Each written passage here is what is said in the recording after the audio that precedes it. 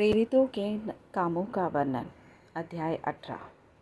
इसके बाद पौलुस अथेने को छोड़कर कुरिन्थुस में आया और वहाँ अक्विला नाम एक यहूदी मिला जिसका जन्म पुन्तुस का था और अपनी पत्नी प्रिस्किल्ला समेत इतालिया से नया आया था, क्योंकि क्लौदियस ने सब यहूदियों को रोम से निकल जाने की आज्ञा दी थी।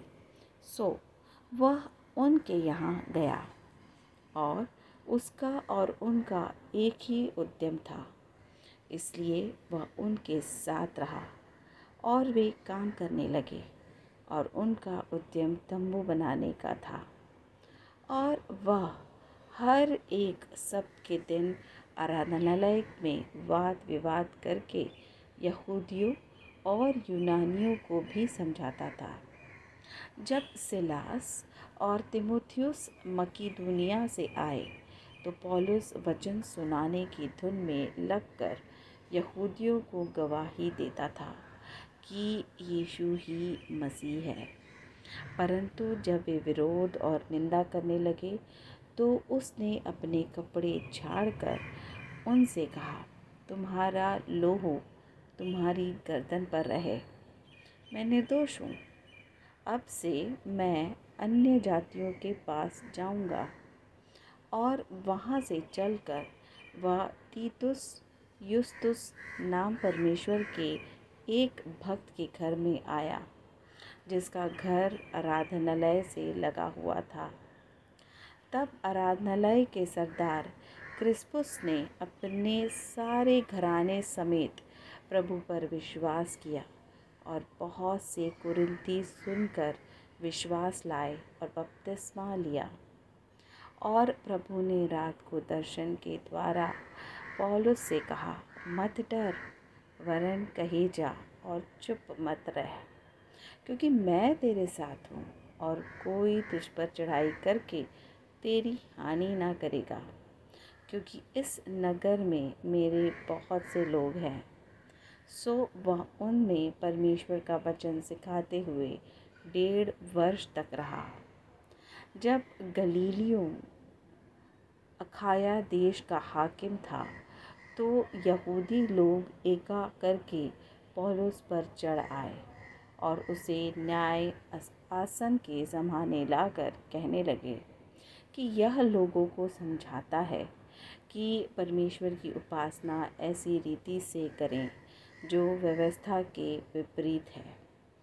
जब पौलुस बोलने पर था तो गल्लियों ने यहूदियों से कहा, हे यहूदियों, यदि यह कुछ अन्याय या दुष्टता की बात होती तो उचित था कि मैं तुम्हारी सुनता, परंतु यदि यह वाद विवाद शब्दों और नामों और तुम्हारे यहाँ की व्यवस्था के विषय में है तो तुम ही जानो, क्योंकि मैं इन बातों का न्याय बनना नहीं चाहता।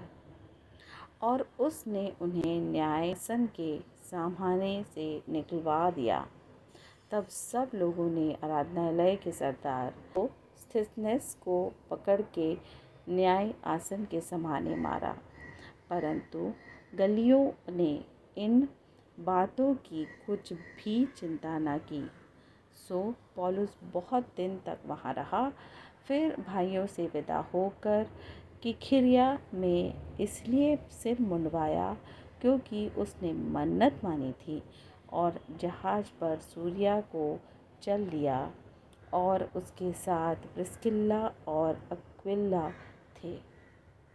और उसने इफिसुस में पहुंचकर उनको वहां छोड़ा और आप ही आराधनालय में जाकर यहूदियों से विवाद करने लगा। जब उन्होंने उससे विनती की कि हमारे साथ और कुछ दिन रह, तो उसने स्वीकार न किया, परंतु यह कहकर उनसे विदा हुआ कि यदि जब उन्होंने उससे विनती की कि हमारे, और उसने इफिसुस से में पहुंचकर उनको वहां छोड़ा और आप ही आराधनालय में जाकर यहूदियों से विवाद करने लगा। जब उन्होंने उससे विनती की कि हमारे साथ और कुछ दिन रह, तो उसने स्वीकार ना किया, परंतु यह कहकर उनसे विदा हुआ कि यदि परमेश्वर चाहे तो मैं तुम्हारे पास फिर आऊँगा। सब एफिसुस से जहाज़ खोलकर चल दिया और कैसरिया में उतरकर यरूशलेम को गया और कलीसिया को नमस्कार करके अंताकिया में आया। फिर कुछ दिन रहकर वहाँ से चला गया और एक ओर से गलतिया और फुगेरिया में सब चेलों को स्थिर करता फिरा। अपुल्लोस नाम एक यहूदी जिसका जन्म सिकंद्रिया में हुआ था, जो विद्वान पुरुष था और पवित्र शास्त्र को अच्छी तरह से जानता था, एफिसुस में आया।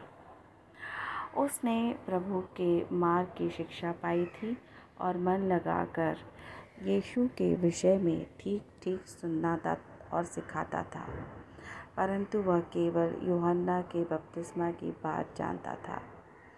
वह आराधनालय में निडर होकर बोलने लगा, पर प्रिस्किल्ला और अक्विला ने उसकी बातें सुनकर उसे अपने यहाँ ले गए और परमेश्वर का मार्ग उसको और भी ठीक ठीक बताया।